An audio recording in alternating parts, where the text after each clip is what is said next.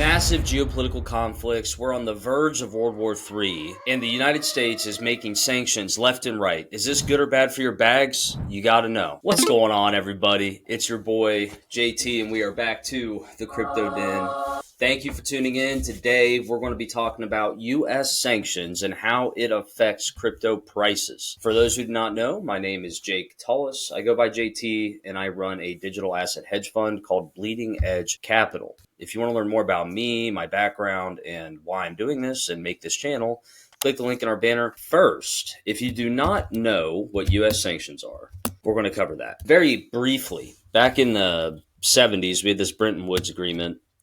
We went to fiat. We got off the gold standard. Accordingly, I have directed the Secretary of the Treasury to take the action necessary to defend the dollar against the speculators.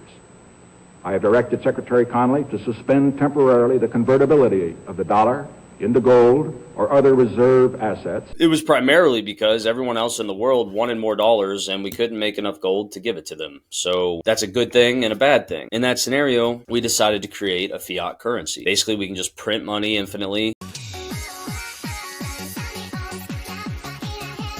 and give it to whoever we need to or want, and they give us goods and all this other stuff, then they buy our debt. And that's basically how the economy has worked since the 70s. So the US dollar is a debt instrument in general. It's like an obligation of the government that they will pay you that value or that dollar's worth when it is used. That caused a lot of issues. And in the late 70s, there was like this really bad transitionary period. Interest rates got up to like 14% with Volcker. It was really scary. They created OPEC, which is an agreement between Middle Eastern countries and America and basically most of the world that, hey, we're going to protect you. We're going to get oil out of your land. But the rule is, the catch 22, every single person has to buy this oil using US dollars. And then we became the backbone of the global economy. That's how we got here. Now that everyone's using dollars, America has this beautiful weapon called a sanction. And it is a weapon. It is an economic weapon. A sanction basically prevents countries from using the dollar. And they need dollars to buy oil, which is energy. Without energy, their country fails. It is a nuclear bomb. It means, hey, we're going to isolate your country from the global economy right now. And if you trade with this country, we'll sanction you too. That's the extreme part.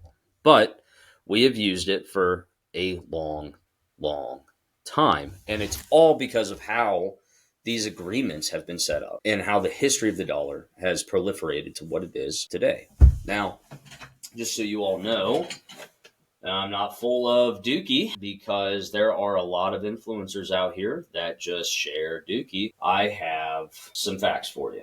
So the Office of Foreign Assets Control, OFAC, they are in charge of U.S. sanctions against Russia, Ukraine with the war, Iran. They are doing this with a lot of different countries. But in general, the whole point is that, hey, if you threaten us, our allies, our citizens, you'd start doing crazy stuff, or we just don't simply like you at all, boom, sanction. Now, the second part of these sanctions, is it good or bad for crypto? So we're going to go look at how Russian sanctions have affected crypto adoption. The annual growth rate is 68%, which is crazy. That's crazy, okay? Like, 10% is solid, 20% is crazy, 60% is out of this world. Look at this. The war was 2022. This is like, oh my God, we're all dying. You know, there's going to be fear. And then boom, boom, boom. That's not great. Hell, they're losing money still, probably because their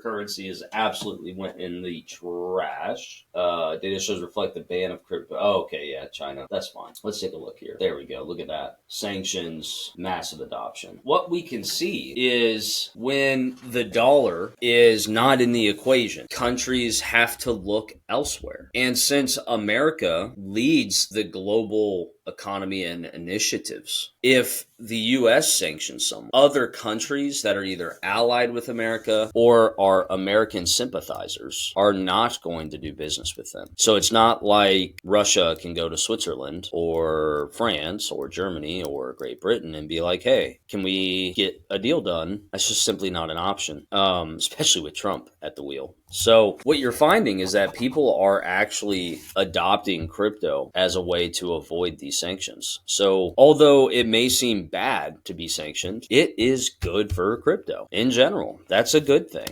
It means that country is more likely to start adopting crypto. Because you have to remember, crypto is a global 24/7, 365 marketplace. There could be a decision in Thailand that affects the adoption of Bitcoin. There could be a decision in Singapore, Dubai, Russia, Ukraine. You get it. This is a global phenomenon. And the United States adopting it now with Trump is the biggest tailwind you could imagine. It is huge. This is one of the biggest opportunities ever. As geopolitical conflicts rise, trust in governments, in leadership, people that we thought were on our team, it starts looking a little sus, and people start looking outside of the system to put their money because they don't trust the intermediaries. They don't trust the government and their property rights, that they'll be protected. So all of these things are actually good for crypto. Now, is it good for humanity in the world? Maybe. That's another video. But right now, what you got to know is sanctions are actually good for crypto adoption. And that's the entire point of this video. So hopefully you learned something. Like, share, comment, subscribe. Let people know about this channel. I am a real hedge fund manager managing real dollars, bringing you real facts.